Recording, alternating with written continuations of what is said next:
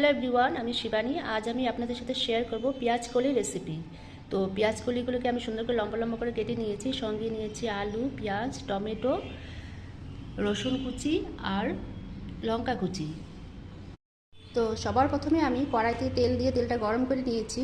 আর এর মধ্যে আমি ফোড়ন দিয়ে দিচ্ছি শুকনা লঙ্কা, কালো জিরে আর গোটা জিরে।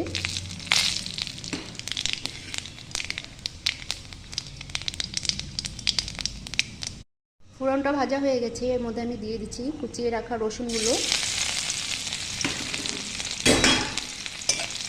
রসুনগুলোকে একটু আমি ভেজে নিচ্ছি।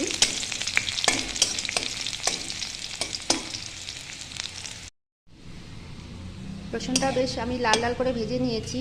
আর এর মধ্যে এখন আমি দিয়ে দিচ্ছি পেঁয়াজ কুচি। রসুনের সঙ্গে আমি পেঁয়াজকে ভালো করে ভেজে নেব।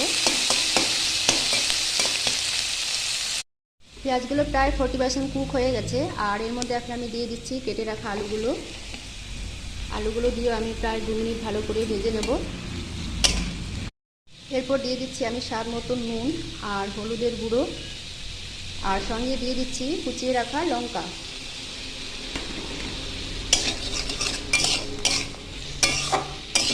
আমি 2 মিনিট ভালো করে একটু ভেজে নেব। আলুগুলো খুব সুন্দর করে ভাজা হয়ে গেছে। আর এর মধ্যে এখন আমি দিয়ে দিচ্ছি টমেটো আর পেঁয়াজ কলিগুলো।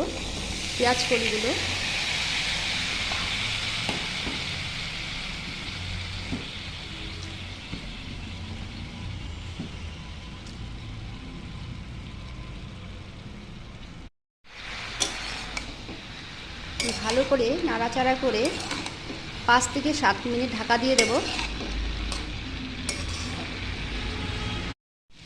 5 মিনিট পর ঢাকনাটা খুলে দিলাম। আর এর মধ্যে আমি এখন দিয়ে দিচ্ছি পোস্ত দিয়ে আমি আর 2 মিনিট ভালো করে ভেজে নেব।